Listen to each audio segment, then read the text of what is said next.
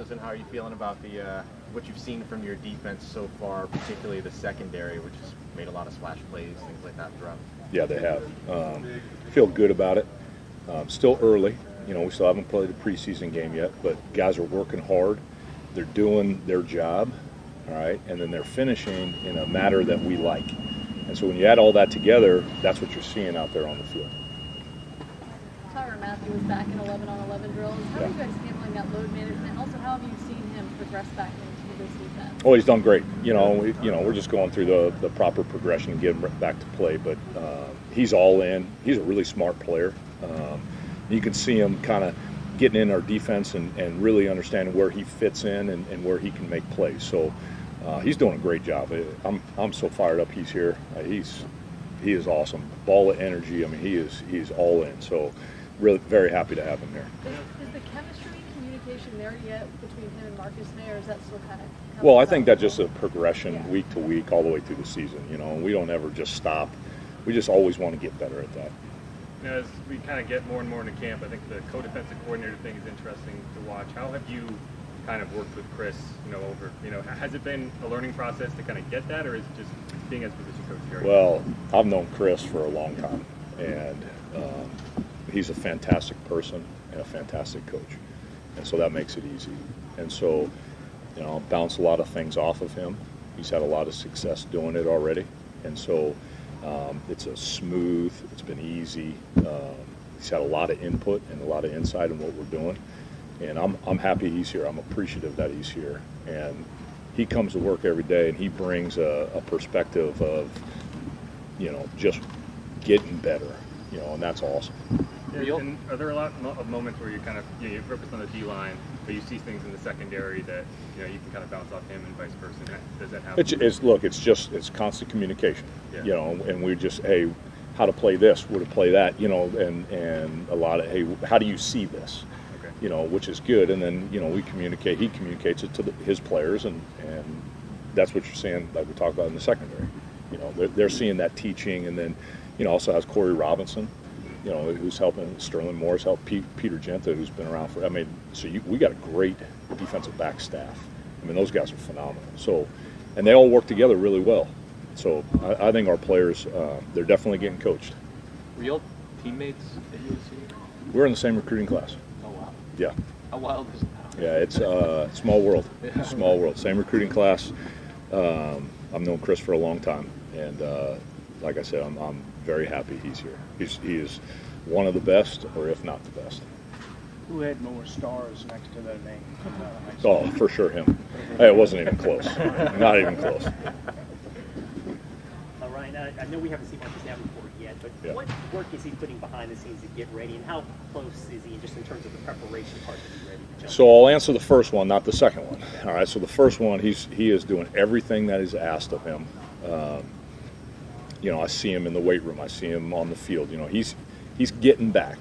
But I'm not going to answer the second part of the question, but he's doing what he needs to do, and he'll be back when he's supposed to be back. Another defensive end that's had a really nice camp showing so far, Peyton Turner. Mm-hmm. Can you speak a little bit on his development and progress? Year two, and he knows the expectations, knows the defense, knows where he fits in, knows his plan as a pass rusher. It's your second year into it, and so just that is confidence, and that's showing on the field. Looking at this roster, it seems like y'all have more NFL-proven defenders than you probably have room for on your roster. Just how good can this defense be? Well, you never have enough, so it's a good problem to have. We're still looking to bring more guys in if we can find one that is worthy of that. But we'll be as good as our players want to be. Really is what it comes down to, and I don't expect anything but the best from those guys, and that's what they've shown the last couple of years. We've got great leadership in the room. We've got a lot of guys who played a lot of football. And you can see them coming together, which is pretty cool. They're coming together in the practice, and a few guys haven't been here, but really the majority of the group has been here and been together for a couple of years. And so they're confident making calls and playing together. But look, we're still early, and we got next week. We got our first preseason game, and we just get that much better every day. We'll be fine. Ryan, how important is it to you to have a rotation of the two guys kind of deep at both the end spots, get guys off the field, get them breather, and it seems like you guys have used fresh legs to your advantage kind of within the games. I think just philosophy-wise, if we can get 3 deep, 4 deep, 5 deep, like we'll go as far as we can, and guys who can play for us. It's about being fresh in the fourth quarter, but more importantly, being fresh every play. Like that's the important thing. Yeah.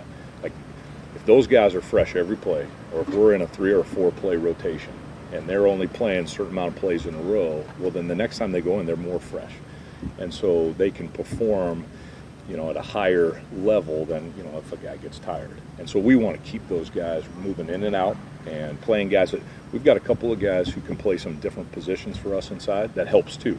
Yeah. An end tackle, tackle in, things like that in different personnel packages. Right. But that's been a focus here since this thing a long time ago. Yeah. So we just keep we're always looking to improve and build depth in the group at every position. Do you have to? Do you have to? Sorry. Do you have to get guys to buy into that? Especially somebody like Cam, who's historically, he's played like 85, 90% of stuff. You don't see a lot of defensive ends do that. Yeah. Well, success is a great seller. Yeah. And we have yet to put a depth chart up in the defensive line room at any point in any camp, or we're just telling the guys, hey, you're going out there first and you're going out there next, and make the most of your reps. And that's what it's about. It doesn't matter where you're out there, what play, whoever you're going to, make the most of your reps. Yeah. And that's been the goal. So we don't need a depth chart. The next man in, next man in, next man in. So they're all starters. Has that been true since you've been here? Yeah. Been no depth chart? No depth chart. How have your responsibilities changed since getting the promotion to? Yeah. Look, here's the thing. This is my 6th season, and with Dennis, and so, I know how he wants it. This thing has been tweaked and made better and made better and made better how we operate. And so it's easy. We just keep the thing going. And I said earlier, if we can just get that much better, every day, and our, Chris and I and the staff. I mean, we got a great staff, and so we just try to, hey, we can get better at this. We can get better at, then just find the things that we need to do as a, little pieces, and then it will in turn make the whole unit. And so the responsibilities, look, they're going to be the same as before, and maybe a little bit more input in game day, but with Chris and with the whole thing. But I wouldn't say it's just me, and I wouldn't say it's just Chris. It's all of us. It's a whole defensive staff and head coach, and makes it easy. These guys, we have no egos. I mean, everybody just wants to win.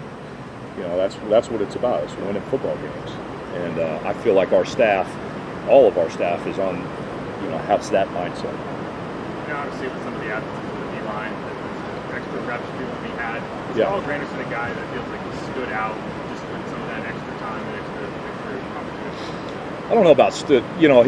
He's having a good camp, but I think every year he's gotten a little bit better and a little bit better and a little bit better, and so that's what you're seeing. And he's, I don't know, what is this year, 4 for Collar? I mean, he's played a lot of football for us, and a lot of football in the same system. So it makes it easy. He just goes out there and he performs at his best. He gives great effort. He's a really good practice player, and then in turn you see it on Sundays. And his ability to play special teams. It makes him a little bit more valuable. Ryan, when you feel with the talent and accomplishments like Cam Jordan has had, as a coach, what do you need to do? What do you do to, challenge or push somebody who's been able to do what he's done with teams?